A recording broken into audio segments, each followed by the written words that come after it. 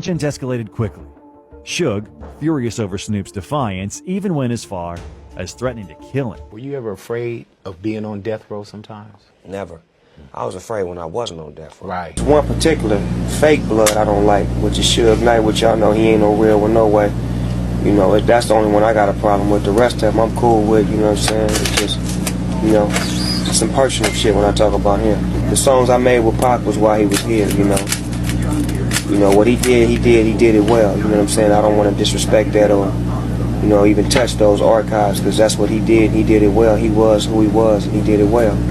So you won't see me doing no Tupac remakes or trying to bring a song I did with him when he was alive out, because I don't believe in that, because if his mama not making the money, nobody should make the money off of the project. And, you know, a lot of people getting the situation misconstrued by doing his music and not paying his mama and paying Suge, when his mom should be getting the money. Suge made enough money off of all of us to where he shouldn't get a dime off of Tupac.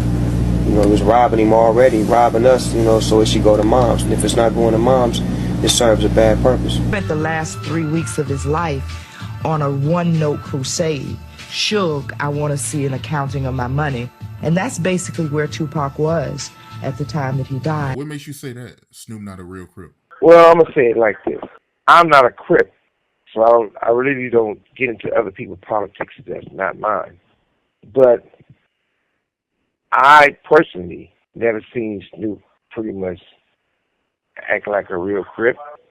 Snoop, they went on missions against Crips with us. Snoop done set Crips up for us. So I would take that hard to believe if he was a real Crip. He wouldn't been, you know, playing the way he played them. Elaborate on that if you don't mind, man. You said Snoop was setting up Crips. Like I said, I ain't gonna throw names. If any of our people got into it with somebody and it was a Crip knew more about Crips than other Crips. So Snoop was like, he lived here. He's over there. I'm going to get him to meet me here. I'm going to get him to show up at the studio. Let's talk about Suge. Let's talk about Suge and Snoop Dogg. He got that man off of a murder trial. For me, there's a level of loyalty that needs to be expressed from his standpoint towards Suge.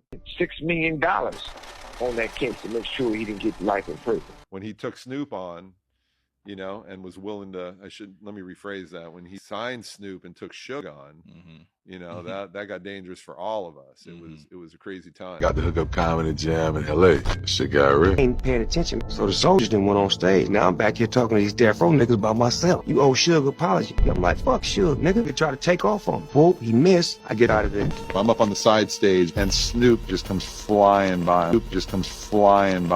Master P and them get the word while they on stage. I could see somebody, you know, and they're telling everybody to come. They literally ran off the stage in the middle of the performance. You know, you see the red shirts coming, fellow, like, shit. Oh, you see that camera fires too. But I run right into the law. Read them up pocket and everything, because I'm trying to save my life. I know living soldiers was ready. I was in the back of the police car like this. I seen about 9 niggas walk out like this. Master P and them was going crazy. What's happening? What's up? Because they just heard that the niggas just jumped Snoop. They didn't jump me. They didn't get none. Been doing this shit for years, nigga. They take me and my cousin Daz to jail. Like Snoop. Oh, Snoop would never come. I mean, Snoop was on, you know, we beat a murder trial for him, but then he was on probation. Then he got caught with 2 ounces of marijuana. Then he got caught with guns. And each time it's nothing. They're not going to violate him.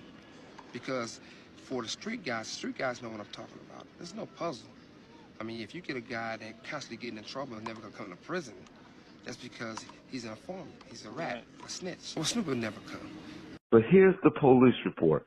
Y'all study this police report real well from the LA Sheriff County Police Department. As ran, hollered, they got a gun. And they said that they ran to the area in the police report. Mr. Brodus was extremely cooperative during the incident and in fact said that he was thankful that the deputies had been there, as he felt that the assault was intended as an act of intimidation. During the discussion, I said that I knew Tupac Shakur. Mr. Brodus responded by saying that is the man sitting next to Tupac.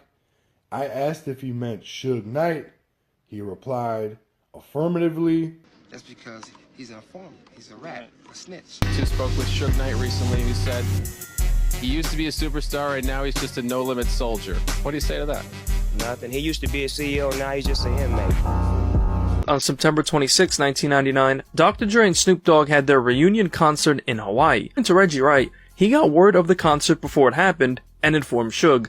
Reggie then got a bunch of Death Row's goons and actually flew to Hawaii to confront Snoop and company. On the flight to Hawaii, Reggie Wright and the rest of the Death Row goons ended up on the same flight as Snoop and his crew. The Death Row goons and Snoop got into a verbal altercation, talking back and forth. The Death Row goons were even allegedly spitting on Snoop on the plane. Reggie and his goons followed Snoop and company to their hotel room, and they were also trying to get tickets to the event, but were denied tickets by Jimmy Iovine. On the flight back to LA, Reggie and his goons were now on the same flight as Eminem and his bodyguard. Reggie's goons were now intimidating Eminem. When Pac got bigger than everybody on Death Row, that's when the jealousy kicked in. I guess that's when the Pac kicked in. That's when the plan came up. Because it'd be a time where, it still is. I got, everybody know how I felt about Snoop. But if Snoop was coming up, people would come around and say, Snoop, let me get an autograph. Snoop, let me get a picture. Once All Eyes on Me came out, people come around, hey, Snoop, where's Tupac? People always saying that Snoop, Dr. Dre, us, everybody, we was jealous of Tupac. How can we be jealous of Tupac and we made Tupac? Jealousy turned deadly in the row. Yo, when Suge Knight started dropping bombs from behind them prison walls, claiming Snoop Dogg had something to do with Pac getting smoked, the whole hip-hop game went crazy. This wasn't just some regular beef or prison gossip from a bitter OG. Nah, this was the head honcho of Death Row Records. Snoop was the undisputed king of the castle before Tupac Shakur stepped on the scene. His 93 debut had him looking like the chosen one. He was that dude, the biggest name in rap when Tupac was locked down doing that bid upstate. But everything switched up when Suge Knight put up that bread to bail Pac out the pen in October 95. When Pac got bigger than everybody on Death Row, that's when the jealousy kicked in. And when motherfuckers start getting killed, and they didn't kill you, but your own people killed you, advise you and all that. So you really got to start thinking what's really going on around you. You know what I'm saying? What you mean by his own people killed? I mean, niggas that you hang around. Hanging around Death Row, you think you the top gangbanger, you socking niggas in the mouth and doing all that crazy shit. You know what I'm saying? He wasn't even supposed to be doing all that. He didn't have no reason to go to Vegas. Suge wanted him to go to Vegas. He was MOB. He was MOB. I remember the first night when he turned MOB, we was on one side of the studio, and one of my little homeboy, Ty Cuz, rest in peace, he went around there and looked in the studio where Dre and Pac and all them was at, and he ran back around there at us and he said, Cuz. I said, what's happening? He said, man, Pac over there in all red. We went over there and looked. I said, well, they got him. He was MOB. This either the moment you niggas gonna kill me, and we gonna get some clarity in this air. We got a 5.5 hour flight. I ain't got no security. You niggas ain't feeling me right now? All right, I see what's finna happen. I've been around these niggas. I know how they get down. Give me a knife and a fork. Get my blanket, put my blanket over my eyes to like they right up under here. 5.5 hours like this. Sit in the back of the plane, all the way in the back. I'm the last seat. So nigga, somebody gonna get killed. Nigga, if I'm gonna get killed, somebody dying with me. As we land, they roll the little stairs down. All them niggas go out first. My Rolls Royce right here, Pac Rolls Royce right here. Go down the stairs, Pac go down. I'll go down, I'm like, Pac, you going to Vegas to the fight, cuz? That's the last thing I remember from cuz. Him doing me like this. Next time I seen him, he was laying in the hospital. If Snoop's going around saying he went to the hospital and had a conversation with Pac, that is a flat-out lie. The reason why that was a flat-out lie, Pac had already passed away before Snoop left my house. Snoop came to my house, and he didn't volunteer to come out there. I called and told him, get your ass out here right now. He came to my house first. Tupac's mother was at my house. We walked back by the behind the two pool houses, guest houses, and we had the conversation that I said last time. Snoop didn't throw up in no hospital. Snoop threw up in my backyard by by the guest house. We just having a good time, barbecuing, having fun, and the fight was coming on. He came to fuck with me for the fight instead of going to Vegas. So he never went to Vegas? He never went to Vegas. He didn't go off top. So we watched the fight. We doing everything, watching the fight, having a good time. We was hanging out, you know, some females and shit around. They was hanging out, everybody chilling and just having a good time, you know, just.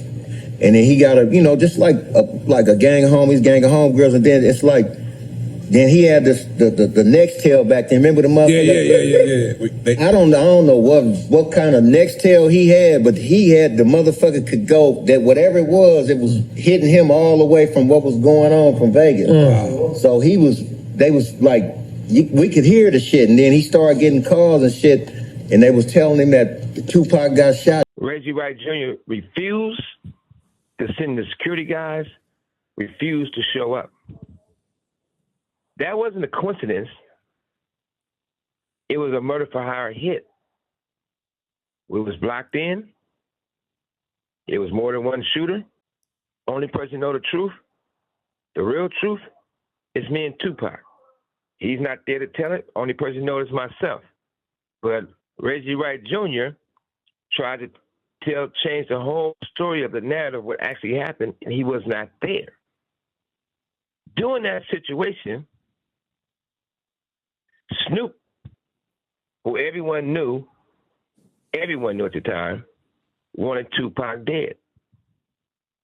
Snoop had a meeting with Daz, Corrupt, Nate Dogg, the Dog Pound. Said, we're not going to Vegas. This is their words, not mine. We're not going to Vegas because basically something's going to happen. Somebody's going to get killed, right? So Corrupt tells the story. Daz tells the story. Warren G tells the story. Warren G says when the fight was going on, he was watching at his house. Snoop came over to watch the fight. Snoop had a walkie-talkie. These walkie-talkies, he only got this walkie-talkie that I bought for security and the principal that security doing security with. And they worked on all the West Coast. So if you're an artist and you're going to the mall or you're going somewhere, they have a walkie-talkie, security have a walkie-talkie. If you're not going to an event with any of the security details, you don't have a walkie-talkie. Because I didn't buy that many because I wanted to be exclusive. They had them out who was needed. Yeah, so Snoop comes in, according to Warren G, and he got this big walkie-talkie. They start hearing the gunshots. When we getting shot, Snoop listening to it in real time. Pow, pow, pow, all over the radio. That's when he tell him, hey, I got to go. They just killed Tupac and shot Suge. How would you know? Nobody sat there on the radio. You just heard the shots. They broke my spirit, man. Look, doggy style, working on Dogfather, win my murder case, Dre leaves, Tupac get killed, Suge going to jail, Death Row want to kill me. It's a fly, you know, sometimes you gotta thump a fly and keep it moving. You say you usually end things on good terms, you know, like... I do. Yeah, was there a point where you felt like you crossed the line to make you come out of it? I mean, everything is documented. You seen where I was at with it, you see where he at with it. You know, you gotta understand that me buying Death Row Records is a big move. You know, it's a move to be respected if you respect the game. But it's a move to affect your emotions if you don't respect what I'm doing and how I'm doing it. And I can't get in the way of nobody's emotions. All I can do is do what I'm supposed to do with this label, find me some great artists, put out some great projects, keep this legacy alive that I started with. And I bought it, and last time I checked, when you buy something, it's yours. Yeah. So shut your bitch ass up. Snoop, you said, I'm mad because you bought Death Row? What you buy? Shut me up. Show me where y'all paid the money to buy it. Show me how you and Mike bought a rat owned the company. Show me the paperwork. Show me what you own. Now, you were representing Death Row when you was on Death Row. I gave you your label. You had Doggy Style. And I gave you the money to start that label. Remember? You had an artist named Trade E. Trade E, you put out. You never paid him. He shoot your house up. You take the video, take it to the DA. The DA looks at the video, arrests Trainee, who's on doggy style, and they tell him, either you're going to get life or you can take a deal for 10 years. Trainee went and took the deal for 10 years. You was running Def Jam. Did you do anything good for Def Jam? Absolutely not. Now, you want to start something that has nothing to do with you. You're going backwards. You trying to create something that Suge Knight created. Suge Knight created. It's an audio of Snoop Dogg, basically admitting why Tupac's dead. He's admitting why he died. And my thing was, how would you know all this if you wasn't involved? And I could have been an asshole and released that audio.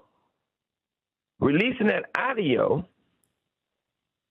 would have put Snoop in prison for the rest of his life. This is crazy. Both of these guys blamed each other for the Pac situation. But like I be saying, I'm just putting the puzzle pieces on the table. Snoop speaking all night, robbing Pac, and saying the money should go to Pac's mother was definitely the truth. I give him that. But when fake love is involved, you never know what angle dudes are coming from. Because if we fast forward, Snoop had a damn walkie-talkie that is definitely questionable. I remember the Snoop paperwork, and I remember people clowning because they ran to the police with trees in their pockets and got arrested. But the paperwork clearly states Snoop was trying to snitch. Honestly, how he was running, I believe he was in fear of his life. And there is nothing funny about how he was telling that story. That was some real buster shit. But as far as the Pac situation goes, some folks do see Knight as a suspect because the math just never fully added up. You have Knight sitting right in the driver's seat of that BMW, and somehow he walks away with a minor graze while Pac takes the fatal hits. On top of that, everyone in the industry knew Pac was getting ready to walk away from Death Row to start his own label.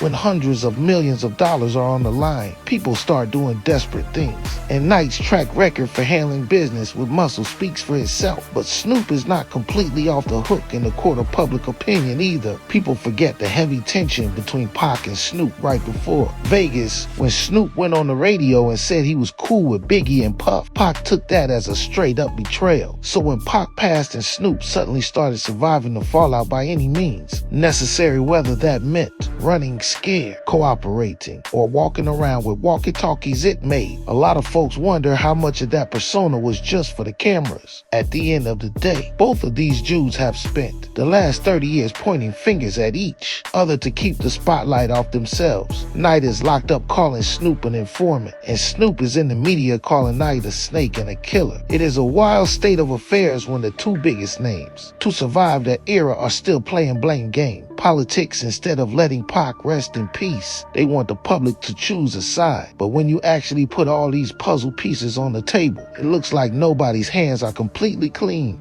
Let me know what y'all think in the comments. Shout out to everyone staying tuned into the channel. If you're part of the fam, this is not just my platform, it's our platform.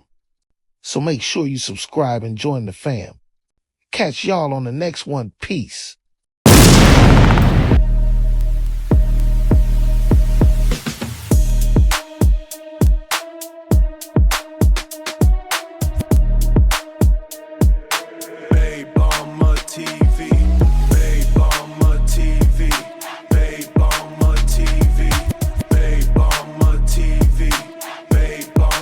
TV.